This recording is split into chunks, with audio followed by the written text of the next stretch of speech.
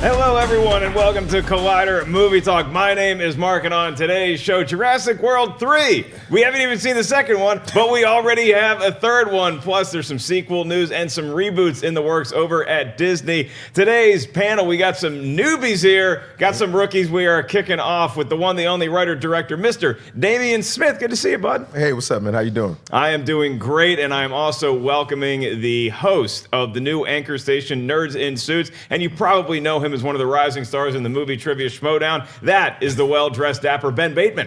What's going on, everybody? Thanks for having me here. I'm excited to talk movies. Thank you to you and Damien for dressing down a little bit to make me feel good about what I'm wearing today. I was a little nervous. I mean, I know if we're talking about Jurassic Park, you know what Perri Nemiroff is going to bring to the table. Our favorite, Miss Perri Nemi. I wonder what's on today. Oh, I feel like Roka. I just did a Roka. That was a Roka. Hey, how do you like my shirt? Yeah, it's not Transformers, but it's Jurassic Park. So, got a Roka reference within 5 seconds of the show starting. It's just something happens when Ben Bateman enters the studio. Yeah. This is going to be a really fun show, guys. I'm really looking forward to it. Hi, Perry's grandma, Nana. I'm still your favorite. At least that's what I hope. We're going to kick off with some breaking news, and that is that Mr. J.J. Abrams, you may know him from directing the upcoming episode 9 of the Little Star Wars franchise, has confirmed that we're going to start shooting this summer, and we have a script. And I know that sounds a little weird, but he's excited about it because he said that in the past, he hasn't always gotten to kick off with a script. He said it's a big deal for him. They start shooting at the end of July. Sometimes having the script in advance is something I haven't always been lucky enough to have, he was quoted as saying,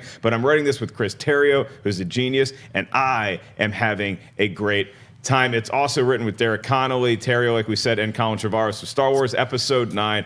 We don't know a whole lot else about it, but we know it's going to start shooting in July, and sometimes it's fun just to know that these things are actually going to happen. Damien, does this news get you out of bed in the morning? Yes, it does get me out of bed in the morning, clearly. But, I'm excited about it. I'm excited about it. I love the whole Star Wars franchise. I'm just that guy. I have a Starfleet T-shirt. I noticed that. But I know it's a different thing, but that whole galaxy or a land far, far away, that's my thing, man. Are you more of a Episode 7 Force Awakens guy, or did you like Last Jedi more, or are they just all part of this great Star Wars lineage? It's all part of a great story. That's the whole thing. The first three, then the last three that came out, was not the last three, the prequels. The prequels were.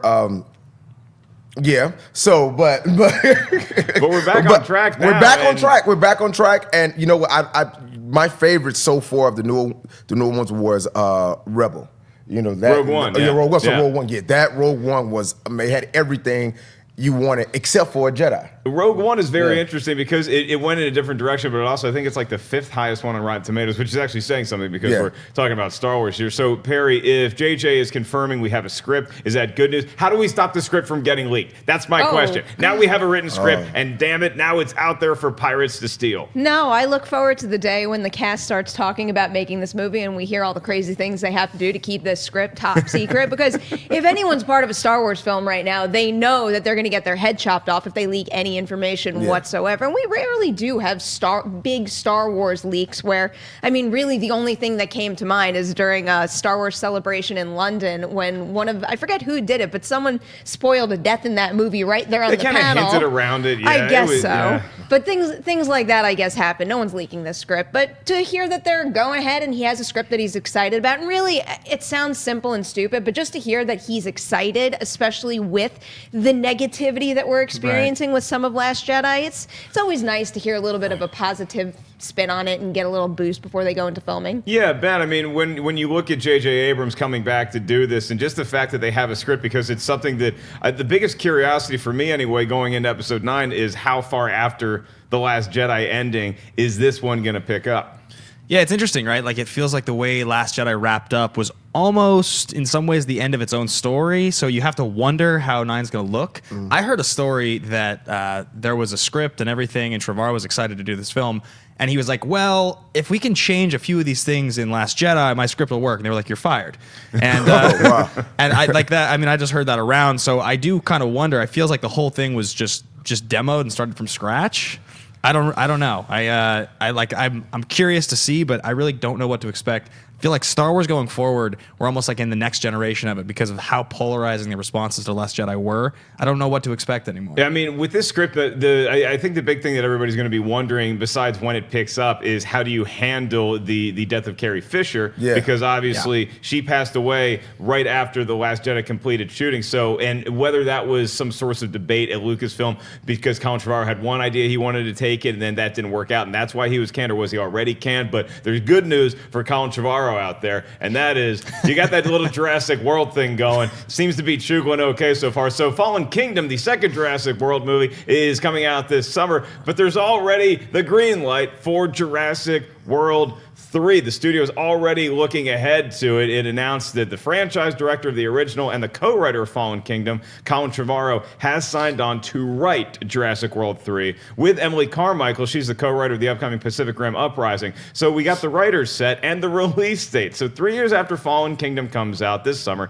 Universal is going to say the third one will be released on June 11th, 2021. Colin Trevorrow directed the first one, Perri. Jay Bayona's doing this one. We don't know who's directing the third one just yet. Does this make sense to your timeline as a Jurassic World fan? They're already announcing the sequel for something where we haven't seen that movie come out? Makes sense. It's a hard thing to actually answer because I don't really know what makes sense for this franchise until I see the next installment. Because I had fun with Jurassic World, but I'll admit it did not meet my expectations because I wanted them to go right back to what I love so much about Jurassic Park, and I think they missed some of the magic of Jurassic Park and then kind of taking that to the nth degree with actually having John Hammond's vision up and running. I wish they had delved into that a little bit more, but it made me excited enough that I had fun with it while I was watching it, and two, when it made a ton of money, and that obviously meant that they were going to start to bank on this franchise even more, I'm open to the idea. And I like some of the ideas that they've been pitching, just in terms of animal rights and exploring that in this second one and seeing where that leaves us and how a third movie could wrap it up. But hearing this news wasn't that much of a surprise because Colin Trevorrow has referred to these new films as a trilogy, so I was kind of waiting for it, and this timeline, this gap does make sense. If I want to fish for a reason for why now with this announcement, the only thing that could cross my mind, and it's just the first thing that popped into my head, speculation, is that maybe they're starting to see early cuts of Fallen Kingdom and they're feeling good about it, so they want to make this announcement now. That sounds like some good speculating and a little wishful thinking, but I think that Fallen Kingdom, look, I saw the trailer and parts of the trailer won me over. The most recent one that I saw, though, it just looked like this thing is a hodgepodge of a lot of different ideas, and they're throwing a lot of dinosaurs at us. I don't know if Fallen Kingdom is going to make sense, but I do know this. It's going to make a lot of money. I don't think it's going to do anywhere close to the business the first Jurassic World did. And Ben, that's my question to you, is because Perri's talking about how we're exploring a lot of different storylines. We have threads, the militarization of dinosaurs or the animal rights groups. You think that this might just be a cash grab? I'm pretty sure it is just a cash grab. It's funny, actually, that Perri, her attitude about Jurassic World is kind of the same as mine. I'm just a little bit more on the negative side. I wanted it to be great. It was just kind of vanilla. These movies feel like they work better as trailers now than they work as movies. Ooh. I am more excited about... it felt more exciting to watch the trailer than I can expect another Jurassic World is going to be. But maybe you're right, Perri. Maybe there is footage and it's great, and that's why they're announcing it so early, because this is pretty early. To not put Bayona or Trevorrow directing it and just announce the movie...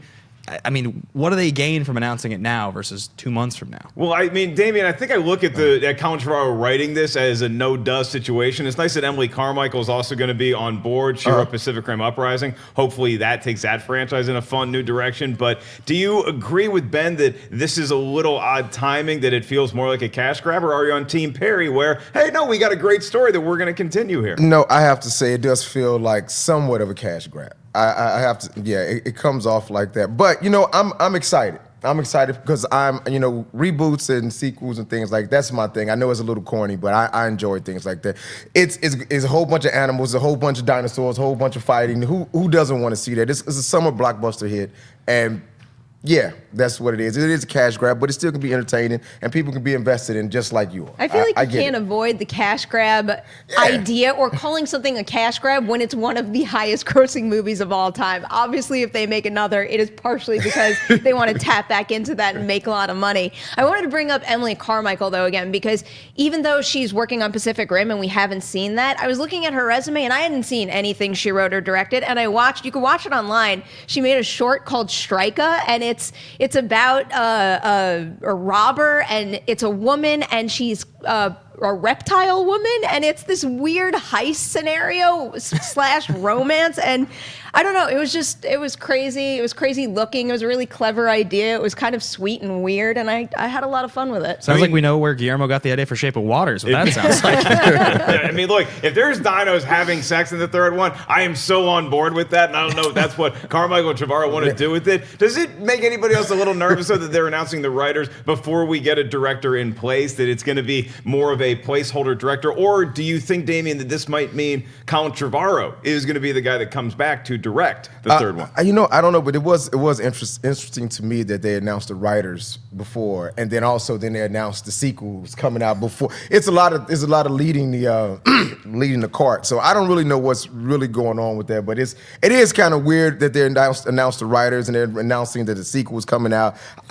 I'm waiting to see what's going to happen, but it did raise some flags for me. It's a hard analogy to make cart before the horse, because I'm trying to think of what the dinosaur version of cart before the horse is, and I'm not sure what animal or what method of transportation. Ben, does it make you nervous that we're continuing to go down this road, though, where you announce these movies so far in advance when eventually we're going to get 5 announcements before we even see one movie? Feels like the hype train is Disney is so far ahead of everyone else now with the hype train that everybody wants to be on board. Everybody wants 3 movies in an expanded universe, at least 3 movies. And so I think there's just this idea that, based on what we saw in the first movie and based on the IP, the second movie is going to make enough money to justify a third movie. And I mean, look, we're not talking about King Arthur Legend of the Sword here. There is at least some evidence in place to suggest this will be successful, but it does make me very nervous. I'll tell you, though, Colin Trevorrow is somebody that I root for. I hope the guy makes great decisions and great movies. I was telling Perri that I have a souvenir that a few years ago when I met him, he gave me as a gift on my wall. It's like a picture, and I always look at it. And I'm always thinking, if that guy is super famous and these movies are super great, I'm going to love this thing in my house forever. And if this third movie's awful, I don't know how much better that thing gets for me. So. Yeah, you talk about career ups and downs. There's nobody better to look at than Trevorrow, because, I mean, you could be the highest of highs making Jurassic World, and it's this huge money making. It broke $200 million. Then you get fired from a Star Wars movie. And then you have that stigma. And how do you rebound from that? Perri, how much money is this Fallen Kingdom movie going to do? I know you love box office prognostications. Yeah, I do. Is there any chance in HE double hockey stick that this movie does as well or better than the first Jurassic World did opening weekend? I don't think so. I think it's going to do very well, but it's almost like the Star Wars effect, where when Force Awakens came out, we hadn't had a Star Wars movie in so many years. So you have people rushing to see what's next for that reason. And I think it's also an even more crowded summer this year. I mean, we have so many things coming out. Forget the summer months. Next month, even, we have a lot of big, highly anticipated movies coming out. There's just so much content. Briefly going back to your other question, though, with why they didn't announce a director with this, what I'm thinking, and it would be the smart move for J.A. Bayona, is sign on for one movie, see how much money that movie makes, and then you're going to want to renegotiate. So I'm curious if the studio execs there are maybe thinking about keeping him on board, but he, as he should, would play hardball right now, because if this movie does come out and if this movie makes more money than the last one, that's going to be a nice thing for him to lean on if he wants more money to make it. An interesting play, kids. If you need to negotiate your contract, talk to Perri Nemiroff first. It does have a very interesting landing spot this summer with Fallen Kingdom, because the weekend before is The Incredibles 2. And we know that movie is going to do huge numbers. Then you have Jurassic World Fallen Kingdom. But then the next weekend, I don't see anything topping it. Sicario 2 comes out the following weekend, and the Uncle Drew movie, which might be my most anticipated movie of the entire. Did we talk about that trailer last week? Oh, we did. I'm so excited for that. Are you kidding? Because I'm not kidding. I am so excited for Uncle Drew. Yeah. I am so excited. The Uncle Drew movie, it's going to be the best movie this summer, kids. Trust me on that one. Well, Damien, I have good news. If you like reboots, you like you like sequels, Disney is the company for you, because Disney has recently announced that they're going to be looking at a whole lot more of reboots, and not just for their animated movies. They're looking at flicks like Honey, I Shrunk the Kids, The Parent Trap, and Father of the Bride. This is according to a report from The Hollywood Reporter, saying the Disney brand extension is expected to make a heavy push into film with an eye on Disney's robust library of family titles. They're looking at potential film reboots of those flicks first, and then we'll see what comes later.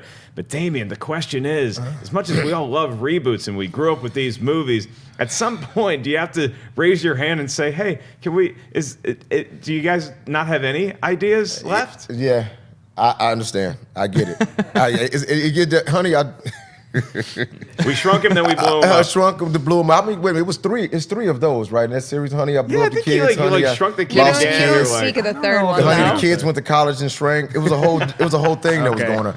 It's getting to a point that, again, I do like reboots, and I do like sometimes bringing things back. But at this point, it's like they bringing back the Golden Girls, maybe. I don't know. As things is getting, you see, it was a joke. I'd be up for that. You be up for that? Yeah, I'd be up for that. Or we could just like keep Will and Grace going until they become like 80, and then that can just be our new Golden Girls. I mean, look, either way, you look at reboots, we know that there's a built-in brand with them. And as Mark Riley pointed out in our pre-production meeting, Honey, I Shrunk the Kids was an original story when it came out in 1989. Father of the Bride was not. That was a reboot. Yep. And so was The Parent Trap. That was a reboot of the Haley Mills version. Of all these movies, these three that I just gave you, which one do you think has the best chance to feel like a new story? Honey, I Shrunk the Kids. Technology has advanced. Things have got a little further with our nanotechnology. So, Honey, I Shrunk the Kids, I think is going to be the most successful out of that group, because it's a movie that everyone can appreciate and everyone can get into it, and I think it's going to do very well. Parenthood and the rest of them, I'm not sure if that's going to. Father of the Bride, that can happen because it's Steve Martin is cookie. You can switch who's going to be the next Steve Martin, who can make you laugh the same way. But I think Honey, I Shrunk the Kids is going to be the best out of that three. Yeah, I think Father of the Bride is all, that's the kind of story that I think is ripe for telling in every generation or every two generations. Yeah. Honey, I Shrunk the Kids, a lot of potential there, Perri. I mean, look, God knows I never want to have children, but if I did, I would love to threaten those little bastards with a shrink ray. You're awful. I am so excited about that. Downsized it. That's right. Yeah. I will downsize you. I will turn this car around and downsize all of you. I'm waiting for like a miniature version of Molly to run through the studio right now. I'm so excited. This was like my childhood here. All three of them, really. A little less so The Parent Trap, but I watched a lot of Honey, I Shrunk the Kids and Father of the Bride. And you're excited about your childhood being raked and being fertilized for new fodder. Fine by me. I know that every time we talk about sequels and reboots, you raise the red flag, because especially if it's something beloved, you don't want to run the risk of ruining the original by kind of just rinse, washing, and repeating. But I don't think that's necessarily the case with these, in particular with Honey, I Shrunk the Kids and Father of the Bride. Father of the Bride, because like you said, every generation, the nature of throwing a wedding changes. We have gay marriage laws now that could easily change that story in a whole new way that makes it so modern and interesting and could actually say something. And I kind of want to see that happen. And Honey, I Shrunk the Kids, whether you're talking about technology in the real world or technology in terms of bringing visual effects and special effects to the big screen, that could make a huge, huge difference. And that's the one I want to see the most, because of all these, I think that's the one I adored the most. The part with the sprinklers used to scare the crap out of me, and I loved Auntie. I think that The Parent Trap has potential too. It's just I can't really think of anything, because I've actually never seen the original Parent Trap. I just grew up watching this Lindsay Lohan version, but I can't really think of anything in that could add a really different layer to the story by redoing it. Yeah, but Ben, I mean, there's just like, I like these movies. I think they're going to do well. If you think Jurassic Park 3 is a cash grab, how are these not? I mean, this is simply just, we're taking what we already know is successful. We're looking at a blueprint and we're just going to plug in these. Where are the original stories coming out of Disney? I mean, I think what you would have to do to make these stories better is probably add a dinosaur, right? I mean, dinosaurs make everything better. No, yeah. I think T-Rex. The one thing that I think we're not mentioning is that it's part of the streaming service, right? I mean, I know you did mention it, but that's the most interesting part, is that they're really targeting a different release system for these movies, and that's what's notable. I think with Parent Trap, I mean, you could do something similar. It could be two dads in this version of the story. Like, there's things you could do to make it more modern, more current. The only real memories of these movies that I have, I've seen all of these movies. Honey, I Shrunk the Kids, if I recall, was the movie they played at Disneyland for a few years, wasn't it? They probably did. They had that the ride where you sat in the seat and you sat in the seats and they had the air that blew under the chair to create mice. Because it was Captain EO, and then I think it changed to Honey, I Shrunk the Kids, maybe. But anyway, these movies like. Cash grab is an understatement. For the level of excitement that I had for Jurassic World, which is, I don't even know what to think. I can't, aside from reviewing these movies, like actually doing a review, I cannot imagine myself watching a remake of any of these movies for any reason. Maybe Father of the Bride. You wouldn't watch Honey, I Shrunk the Kids? The casting is everything in these movies, and I'm trying to think of a cast for any of these movies in mind that I'd be like, I am so excited to go watch that movie. I'll tell you who I see in both of these movies, and I don't know which one he's going to be offered, but I could see Kevin Hart as the dad, just like Rick Moranis was in the original Honey, I Shrunk the Kids, or I see Kevin Hart as the beleaguered father whose kid is getting married, and I mean, he might even already have. Kevin Hart's got a lot of movies. He might already have a movie coming out where like he's getting or his kid's getting married, and he doesn't really want to, But there's.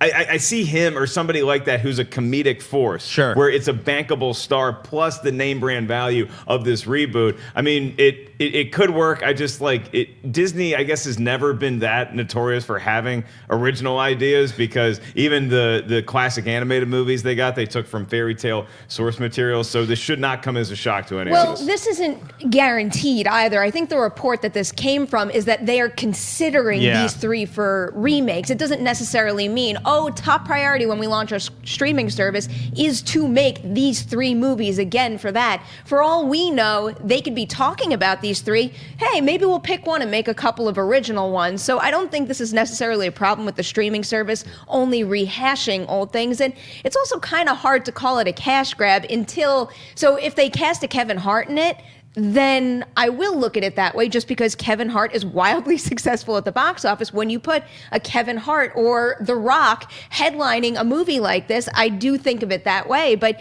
with launching a streaming service, I actually think it's a pretty smart move to bring back things the parents love that will get them into it, but also rehashing these stories for a new generation, because with some of these, there is no doubt in my mind that if I shared them with young moviegoers, they won't feel the same way that I did about them, and I want them to be able to experience the story.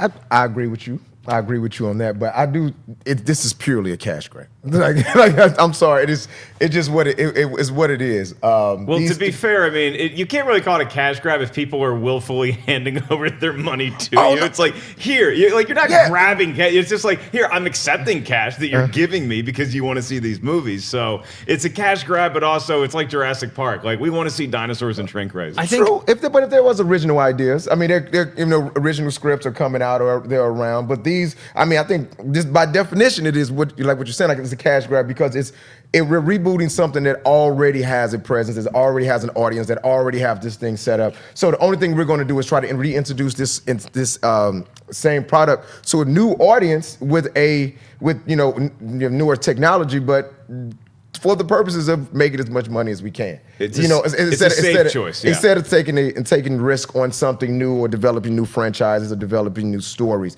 and things like that. I think that's the only thing that's a little asterisk by all three of them, because it seems exactly what it is. It's kind of to your point. I mean, by definition, that's like a cash grab is like, popular band that everybody loves their music. You sold out because you kept making successful albums that sold for a lot of money. It's like if you have the opportunity to take these properties that you own as a studio and you're like, I'm going to make another of this movie because we know it'll make money. I mean, it's just like the nature of the business. These are just investments. What I look at is I think about like Guess Who's Coming to Dinner became Guess Who. And that's like the reinvention for that time. That movie's awful. I never want to watch Guess Who. And I didn't want to watch Guess Who at the time. And looking back on it, it's like, that's the revamp we got of like the Oscar-nominated, Oscar-winning movie. So, I mean, I'm not saying that The Parent Trap won Oscars, and I'm certainly not saying that Lindsay Lohan won Oscars for The Parent Trap. But like, I just don't look at these and go, these need to be remade and reimagined. These don't feel like those aren't the properties. There's properties that need that. That's not them. Damien, as a writer director, do you look at Disney as just this like weird, huge conglomerate entity where it's like you're not going to them for original stories, where you go other places because we have so many outlets for entertaining ourselves now between streaming services, and there's so many different ways to consume independent cinema. Is that more where you go when you don't even consider Disney like in the same ballpark as that? You know, Disney is great for launching big brands, you know, like the Star Wars and getting things going in that way. That's what Disney's great at. And also their animation arm is strong as well. You look at Disney as a possibly future employer. I really think Disney is great at what they do. But coming out with these three right here, like I said, I think Honey, I Shrunk the Kids is going to be the flagship out of these three. If they choose, like you said, they might have just thrown it out there for us to test and see who wants to see it and who wants to see these other things. But I would like to see more original content coming out of Disney because they're great at it. Hey, look, at Disney, you heard Damien. Stop sending me checks and just forward them over to his place. I'm tired of being on your payroll. We're going to move on to Chris McKay. He is now in the running to be helming the new Dungeons & Dragons movie that's going to be at AllSpark Pictures. The newly created arm, the picture is going to be one of the first to go into production under AllSpark Pictures. It was launched last October with a hope of transforming itself into a rival Marvel Studios. Obviously, AllSpark will be producing, hopefully, G.I. Joe and Transformers movies, although they may not all be in the same universe. So Chris McKay, he did the Lego Batman movie, and now it appears that he's doing Nightwing as well as this Dungeons & Dragons movie, Perri. Dungeons & Dragons is one of those properties that it's a little like World of Warcraft, where it's so tough to translate from your hardcore demographic that loves this game, that grew up playing this game for hours and hours on end, into a general audience. The first Dungeons & Dragons had no shot in hell doing it. Does this one? I don't know. I think it's a little too hard to say right now. I think McKay is a very talented guy, but I haven't seen anything from him that says to me, he is the one to give you confidence in this property that's been in the works for however many years now and has never gotten off the ground. And, you know, I've never played Dungeons & Dragons, but I'm familiar with a lot of it, and I like the nature of the game and how everything's created. And I kind of want to see that represented in whatever adaptation they do, because I think one of the things that this Hasbro deal has going for it, and it's actually one of the reasons that I love the Lego movie so much, is I love how it makes you feel like you're playing with Legos again. So I do appreciate when they tap into gameplay a little more than just a straightforward telling of a story in that world. But you know, there's nothing about Chris McKay, even though I like him as based on what I've seen of his already in the Lego realm, but there's nothing about his work that suggests he's the one that gives me confidence in this until I see something. Like, even just looking at these images here, like, what is that going to look like on the big screen? What style, what tone are they really going with in this? Until I hear more about that, I don't know. Yeah, tone's a big question, Damien, because like here's what I really appreciate about what Chris McKay was able to do with the Lego Batman movie. It's twofold. He had a great sense of humor. That movie was it was the best spoof movie I've seen in 20 years. He also got really deep, surprisingly, into the war between Batman and Joker. He really explored the pathos of that relationship more than anything I've seen since Batman, the animated series, which is great because Lego is something everybody played with when they were kids, and Batman is such a well-known character. We know all of those characters, the good guys, the bad guys, everybody in between. Dungeons & Dragons, that's a very different animal, where if I'm a hardcore Dungeons & Dragons fan, I'm excited about this because I know Chris McKay is going to get deep into the mythology, but I don't know that that's going to translate. And if I'm rooting for Dungeons & Dragons like I am, that's a hard one to sell to general audience members who didn't grow up playing the game. Yes, it is. And it's very tricky because those hardcore, those fanboys and fangirls,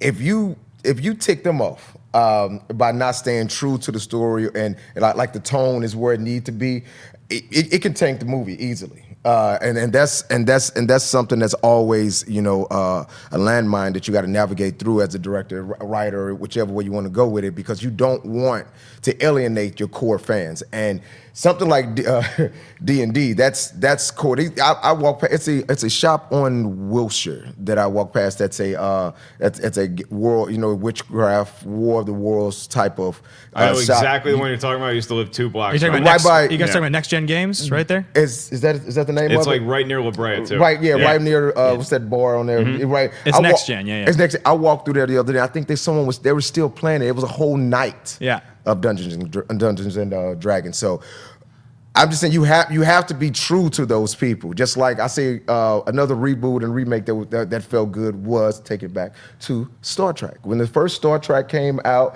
I like how it paid homage to the past, but also set the franchise up to go to the future. I'm thinking this is the type of tone and feel that you have to be with Dungeons and Dragons, because people are really going to get upset if these sites turn on you. And if these hardcore fan sites turn on you, the movie's going to tank. So I love the comparison, by the way, to Star Trek because when Star Trek came out, it did alienate some hardcore fans, right. but I think that people appreciated the fact that look, we have to take this in some sort of new direction. Yeah. Sorry, we cannot just continue to be the same old Star Trek that you grew up with. So it did cut the fat a little bit from some people that just refused to accept a new version of Star Trek. But the mass populace glommed onto it. Now it's not the huge blockbuster, obviously, that Star Wars is, and Beyond didn't do as well as I thought it should have, but I sympathize with the point because I grew up playing Magic the Gathering. That was my game, and as well as you did too. So can you imagine if they make a Magic the Gathering game but they don't do it right? It's going to piss people like you and me off. Do they run the same risk of alienating either a mass audience or the hardcore fans with Dungeons and Dragons? So I got the piece of news that I'm going to drop on you. Maybe you guys know this already, but this is crazy. Chris McKay passed on the Magic the Gathering movie. I'm happy that they had talks about a Magic the Gathering movie.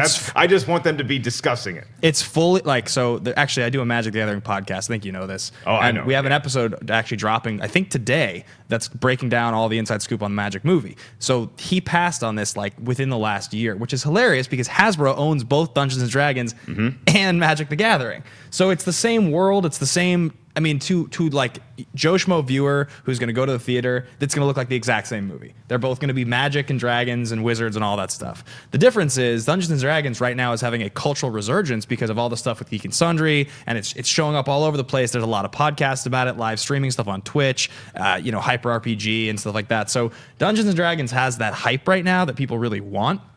But I think it's interesting that every few years you'll see another set of these movies come out trying to kind of do exactly this. So Final Fantasy Spirits Within, Dungeons and Dragons, the Doom movie, all that in the early 2000s. You might see like another run of this right now. We saw Warcraft in the last 2 years. It made a lot of money overseas. It wasn't a great movie, but it didn't completely lose that audience. For my money, if I was going to do this, it's probably the smarter property for him to have picked, D&D. It is a little bit more recognizable. But like, do I think that this is going to be good? It's not like Star Trek, because Star Trek was content. That was a TV show. You had characters. You had like a lineage, something to follow. Dungeons and Dragons it's got 50 years of like choose your own adventure. Basically, it's not a cast of characters. You have to create that cast of characters. You have to create that story, and that's what's tough about it, is that you have to honor the legacy, but you also have to have a story that a mass audience can get excited about. We use this argument way too much, and it's like when you hear about this massive property, whether it's D&D or Magic the Gathering or Dune, that it'd be a good movie, but I'd rather see it as like a Netflix series. Yeah, right. I'd rather see Dungeons and Dragons as a Netflix series or the next HBO series after Game of Thrones is done. It's not going to happen. And Chris McKay is doing it. I believe in his desire to make this movie, especially if he was talking about doing Magic the Gathering and he decided D&D is the right property for him. So I'm excited about it. And then let's also not forget, this is all under the umbrella of AllSpark Pictures, which is under the umbrella of Paramount. So hopefully they make a D&D movie that's good and has a great mythology and is not more Transformers.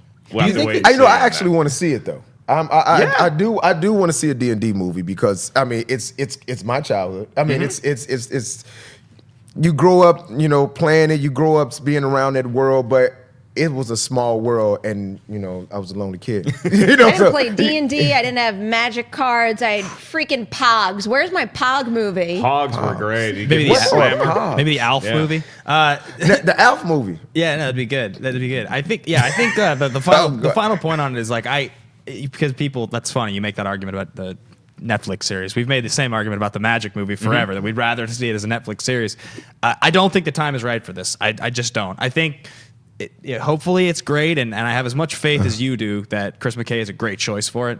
But my question is, if they had taken the source material from the Transformers animated movie, when Prime has the Matrix in his chest, would they have ever used it for the live action? Would this be called the Matrix Pictures? I mean, is that what would happen? Instead of AllSpark Pictures, I think because they just replaced Matrix with AllSpark. That's what they did. I don't think you can call it Matrix Pictures because everybody thinks Matrix. They think that's what I'm thinking. Yeah, exactly. AllSpark Pictures, they're going to be doing this. They're doing the G.I. Joe movie series coming up. They're going to be trying to launch Micronauts as well as the Transformers reboot. So they have a lot of things in the work. If Dungeons and Dragons doesn't work, it's not going to sink them, but it is going to displease a whole lot of hardcore fans out there. We're going to move on to a new trailer for Kings has just dropped. Not Kings like Dungeons and Dragons. This is much more realistic. Starring Halle Berry and Daniel Craig. The movie tells the story of Millie, a single mother with 8 children who takes it upon herself to give them the best home she can. But after the Rodney King beating trial pushes racial tension to its breaking point, Millie and her family are put in danger when they find themselves on the streets during the LA riots. The movie hits theaters this spring, April 27th, 2018. Damien, what did you think of the trailer for Kings? The pacing of it was a little slow, but I enjoy the story. I enjoy Halle Berry because she's always taking risks.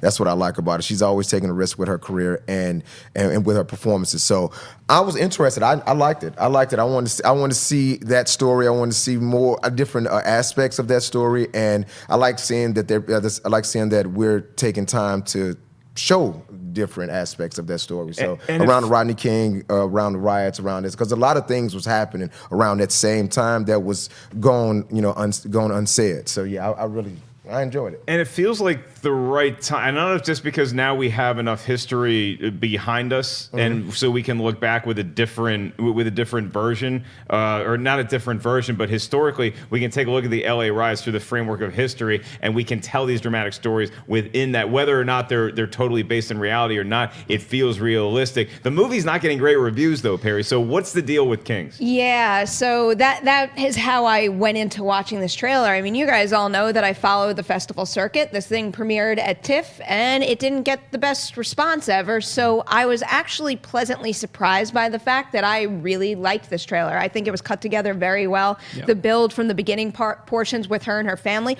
Also, the fact that the family chemistry shines through as much as it does in such a short trailer, I think really started that piece off with a lot of momentum. And for a simple 2-minute, 30-second trailer, I was already invested in her and her family and what she was doing for those kids. And then to see the build all the way through, it looked like it was heading in a direction that had something to say, had some meaning. But of course, in the back of my mind, I'm thinking about those reviews, and I know some of the specific complaints that it really didn't dig into that as much as it could have and probably should have. But you know what? The trailer won me over, and I make up my own mind with how I feel about movies. So even though I'm aware of the TIFF reviews, I like this trailer. I'm going to see the movie, and then I'm going to tell you guys what I think about it. Independent thoughts, Perri Nemiroff. Ben Batemen, you believe in the reviews on this out of TIFF, or do you just watch the trailer and say, I think this is something that's meant for me? It's early. I like the idea of Daniel Craig as like the loose cannon guy. I imagine it's kind of weird to think of him because he's so James Bond at this point. So playing like an American guy who's like, but I think he'll be good at it. I like his like quiet rage that I've seen him play before, so I think he'll be good at that. I also think that like sort of the cultural swing back now on Halle Berry as an actress. It's nice to see like, because for so long it's been that she's the worst Oscar winner of all time. Like people just like, that's like the thing that people say when there's like, who's the worst ever? And it's like, I think that's kind of stupid. I think people think Catwoman too. I think Catwoman had a lot to do with that. Catwoman did that much damage. It was like 2 years later. And so like basically it was just like, hi. And I actually think she's pretty talented. So I would like to see her be great in this movie. And I'm kind of excited for this movie. The trailer was, I was totally engaged. I didn't find myself losing interest. I think it's an unfair label that she's gotten for years. I think she is very talented, but Catwoman is Catwoman. So what are you going to do? And this may be the unpopular opinion here. I think Daniel Craig does a fine American accent. When he did Logan Lucky, I liked his Southern accent. It wasn't the most real. It was like a hyper version of it. But I just watched it last night. It's pretty good, right? Yeah, I just watched that. I was like, oh, I was surprised of how good that movie was and him in it. That movie is fun. I enjoyed it. It's like a redneck Ocean's 11. I recommend Logan Lucky. Do you know what movie kids out there. he's excellent in that people forget he's in? Road to Perdition. guys remember yeah. he plays the screw up son who's like pretty evil. He's great in that movie. Oh wow, I forgot he Yeah, was in that. a long time ago. He's always got to show off his trivia knowledge. I just love the movie. But I you love know what? the movie. Detroit came out. They talked about the Detroit riots. So now this is coming out with a different aspect. I did hear some of the reviews as well about it. Again, but the trailer, like you said, surprised me. So I'm willing and ready to watch it. I do feel like the trailer kind of slowed down. The pace was a little slow, so I'm assuming that's how the film is. So I think that might have been some of what they were speaking about with Tiff. But again, bringing it back to Halle, she's always given. Even I know people had issues with Monsters Ball. She took a risk. She took a chance. She's always taking chances on her career and her talent and pushing it forward. So that's why I'm excited. What was the one that she played like 8 different personalities? Was it Frankie and? Oh dear God, that sounds amazing. 8 personalities. And one of them's daughter got kidnapped, or was that a different movie? Gothica maybe? No, it wasn't Gothica. She played a woman who had multiple personalities. I know what you're thinking of. I can't think of that movie. I don't know. But it's things like that. It comes out, it's under the radar, and which if you pay attention to Halle Berry, she performs in these films. The film might not do as well as they should, or as well as some hoped, but can't remember the name of the film right now. But no, that was actually the best thing that's happened today is that you stumped Ben Bateman on a trivia question. So Get out. Oh yeah, knowing that. I can't. I don't know what film you're talking about. All right, you guys got to do your research, because I'm not doing it.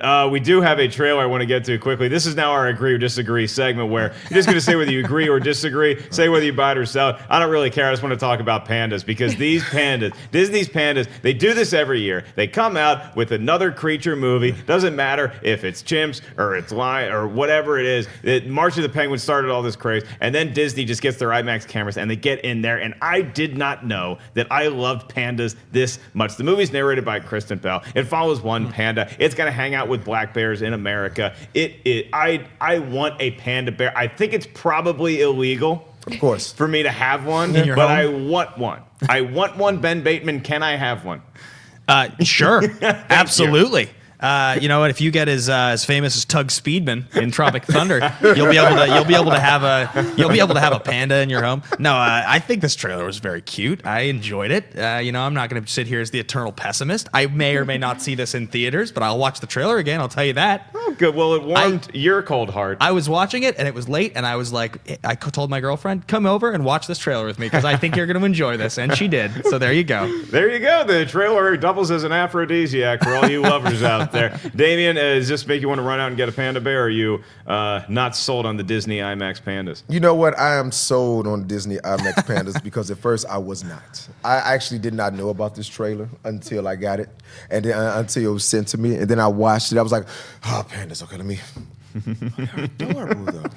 They are absolutely adorable. Look at what they're doing. So I mean, then all the technology again. The IMAX. You watch it. Like I went down to the Science Center and I saw Hubble. And you know what they're doing with the IMAX. See, I will go see this in IMAX 3D down at the Science Center, something like that. But me going on a date to go see this is just not going to happen. It's just not. I just can't sit through an hour and a half or maybe possibly 2 hours of cute pandas. I mean, you get a cute overload or you get a cute threshold that you hit, but once you hit it, it's over with. There is no cute threshold, and this is a perfectly fine date movie. And as much as I like to give Disney all the panda credit right now, this is a Warner Brothers release, so they got to get a little love here. But this trailer is the cutest freaking thing I've ever seen. Yeah. Oh, damn, I didn't even realize it wasn't Disney. I just saw pandas and I was like, oh, that's got to be Disney. Well, because Disney does have the Disney Panda nature blind. banner, so I could totally see why you would say that. Sorry, Warners. Thanks for the pandas. You're panda drunk, Ellis. You're panda drunk. This is adorable, though. I could listen to those pandas make those cute little squeaks and roll around all the time, and I will see this movie. They look drunk. Maybe on a date, maybe not. Who knows? Hey, look, if they're giving pandas some alcohol, I'm all on board. Oh, yeah, drunk pandas, I'm there. You can to get these pandas to breed, because it's the hardest thing to do is to get pandas to make love to each other. It's like it's harder than getting me to do it, and that's a tall task. So pandas out there, if you're a panda bear and you're watching this show, have some sex, make some babies, because y'all are really cute.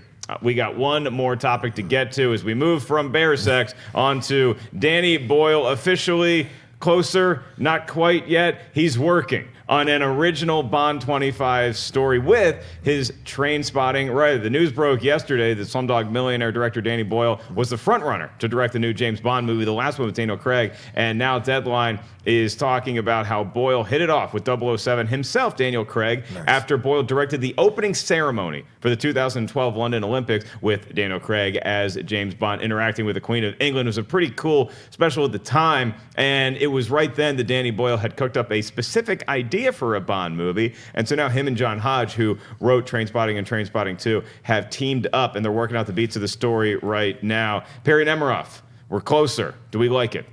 I like it. There's nothing about what they shot for the opening ceremony that makes me think, oh, he's going to make a great feature film of Bond. But, you know, he's a fantastic director, obviously. I like Trainspotting. I'm excited. Oh, they worked on The Beach together, too, which I grew up watching over and over and over again. I'm excited about the potential here. More so than anything, though, is it's a very curious way to go about making the next installment of a franchise. And it seems like this is becoming a pattern where a studio will basically hear a pitch, spark to it, and then wait and see if they like the script they came up with. And then the reason why it's a little weird in this scenario is because they had another version that they were going to make with that short list of directors that I believe came down to Jan Damage, who did 71. But the weird thing here versus, I don't know, let's say the Quentin Tarantino Star Trek movie is that they have two options. And the options are, if they don't like the script that these two guys come up with, they're going to go back to the other version, abandon Boyle directing it, and probably go back to their shortlist for that one. So that whole process is a little, it feels very new to me. I haven't heard of things like that happening, but one way or the other, I think I'm kind of liking it because it puts the importance on story versus just continuing with 25 no matter what it is. That's right. And Damien, something we talked about on the show yesterday when this news first kind of came up that Boyle might be doing it is that you want Daniel Craig, because I think he's been a fantastic Bond. Some of the movies haven't been the best, but Skyfall was terrific, and Casino Royale might be my favorite Bond movie. It's up there with my favorite of all time. I want him to go out on a high note. Do you think that Daniel Craig and Danny Boyle teaming up is the right way to send Daniel Craig's James Bond off into the sunset? I think that's the right way for them to send him off in the sunset. I mean, I'm happy Daniel Craig is going to come back and do this last one because I was hearing a lot of reports that he did not want to come back and finish out this this franchise. And Danny Boyle, this guy's great. You know, he's a great writer. He's a great director. So I'm really interested to see what they're going to do. It can be really exciting. I think it could be exciting. I think it could be some fresh blood in there too. I mean, I think that's what the problem with Spectre new was. Technology. The only thing, we have to have new technology now at this point though with the Bonds. That's the only thing I think is lacking in this last resurgence of the franchise. That technology wasn't there, and that's what everybody goes to Bond for. Is the cars? It's nice cars and new technology that we haven't seen yet, and I don't think that has been. I don't think that has been so strong in this, reboot of the franchise. You know, we go to Wakanda now, you can see all type of new, fresh type of tech, new tech. So the Bond was always the forefront in that. They always led the drive with that. When the watches, the rocket packets, everything. But I think they kind of went away from that. And I think we should bring that back a little more. I would totally be up for Letitia Wright playing Q in the new James Bond movie because she was great, and you get a Bondian feel when you walk into her laboratory. That's what I felt when I watched. Yeah. Exactly, when we walk into a laboratory, I was like, oh, this is like Bond. When they had all the tech and this, you can choose this. Let me show you this, and they had the fun and game part of the situation. So yeah, that's what I hope is going to be in this last film more. No one reminds me of an American James Bond more than Ben Bateman. So you're the final word. Danny Boyle, Daniel Craig, the Trainspotting writer coming on here. What does that do for you? Do you think it would be more satisfying to see Daniel Craig say Wakanda forever in an American accent or a British accent? No, forever. Wakanda forever. Yeah, exactly. I think Danny Boyle is quite possibly the most underrated director working today. And talking about Halle Berry taking risks, this is a guy that has never shied away from taking risks. He's always interesting to try different stuff, and so I think he's a great fit. My one issue is that I think his best movies are his most dramatic, cerebral, and grounded. I actually think he struggles more when he goes in, all the Alex Garland scripts that turned into movies for him, right? So 28 Days Later, The Beach, and Sunshine, they all suffer the same problem in the third act, is that they turn into slasher movies in the last part, where they're all kind of like, oh, this is like really grounded and really intense and great and dramatic, and then at the end of it, it's like, actually, in fact, Alex Garland may have written the book for The Beach, he might not have written the movie, but... yeah, I don't know why I had Hodge writing The Beach in my head, but you might be right on that too. I mean, I know that these are all things that Boyle has done in these movies, whether or not the script is what... And so when they get really actiony, they start to feel more disjointed. And so that's the only thing that would worry me, is that I know he would do a great work, kind of like Mendes did in Skyfall with the dramatic parts of it. Then again, with Mendes, we had never really seen him do anything crazy with action. Road to Perdition was the most action we'd ever seen. We had seen him do Revolutionary Road recently and Jarhead and like American Beauty. So maybe Danny Boyle has that in him and we just don't know it.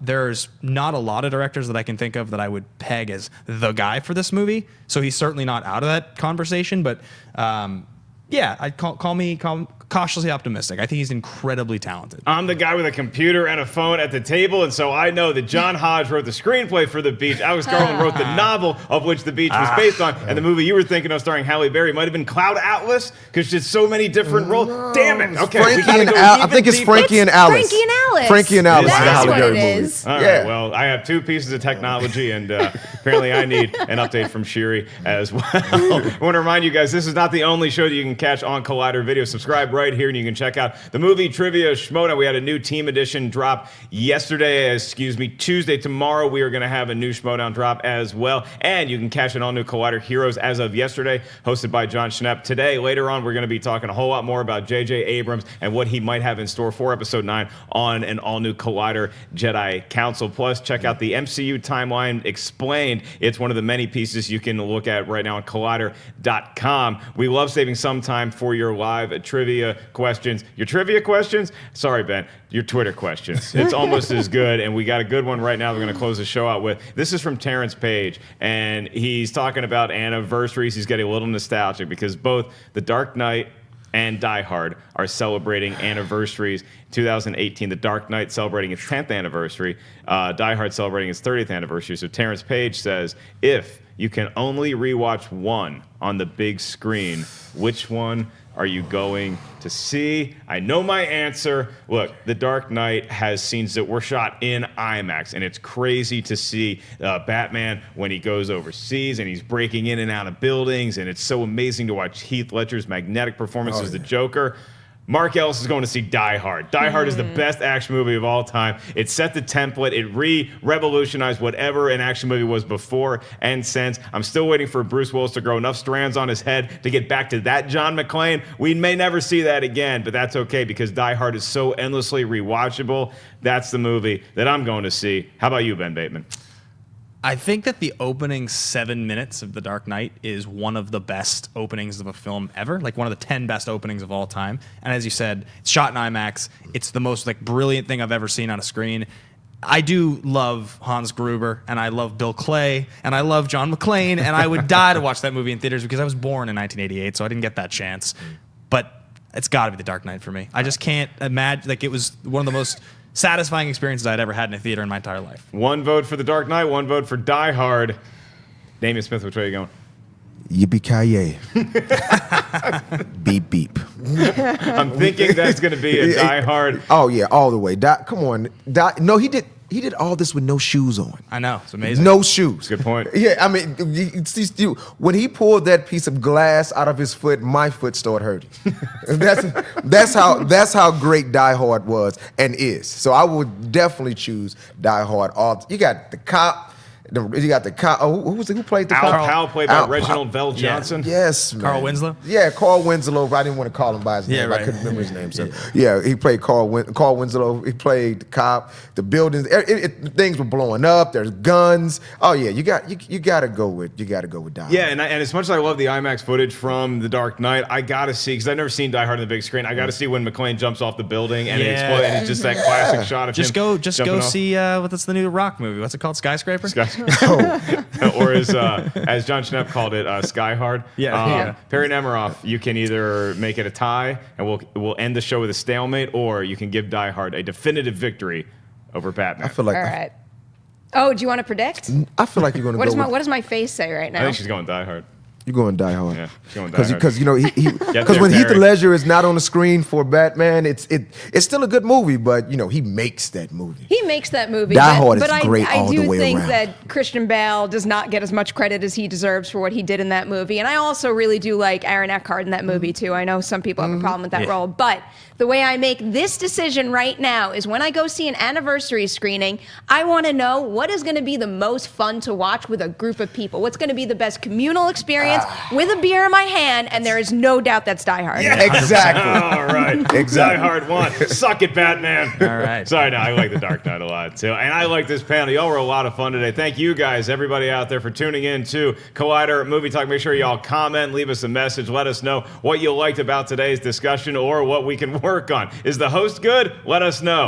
Click that like button. Thank you to everybody working hard behind the scenes for us to get this show up and running each and every weekday. And thank you to my esteemed panel. First and foremost, Mr. Damien Smith. Where can the kids find you? Oh man, you can find me on Instagram, Twitter, Facebook, Damien D. Smith. That's real simple, real easy. It's my name, Damien D. Smith, on Instagram, Twitter, and Facebook. Damien D. Smith. Does the D stand for Disney? You can find out. Exactly. Check him out on Instagram. Perri Nemiroff, where can the kids find you? At P. Nemiroff on Twitter and Instagram. And Ben Bateman from the Movie Trivia Schmodown, amongst other places. Congrats on the anchor gig. Thank you. Appreciate that. You guys can find me at Ben Bateman Media. And check out Nerds and Suits on Anchor.fm. It's like Twitter meets podcasting. It's short form audio. And I'll be reviewing every new movie Wednesdays, Thursdays, and Fridays going forward. So that's a thing you can do. I'm really excited. It launches literally today. I'll be recording my first review in just a second. Very nice. Proud of you, sir. I will see you on the Magic the Gathering battlefield. You guys can get tickets to my upcoming stand-up comedy dates at markellislive.com. I got Portland on the calendar next, Columbus, Ohio, Detroit, Michigan, and maybe something really cool this summer in San Diego. You can find me on Twitter at markellislive. We'll see y'all tomorrow for a brand new Collider Movie Talk.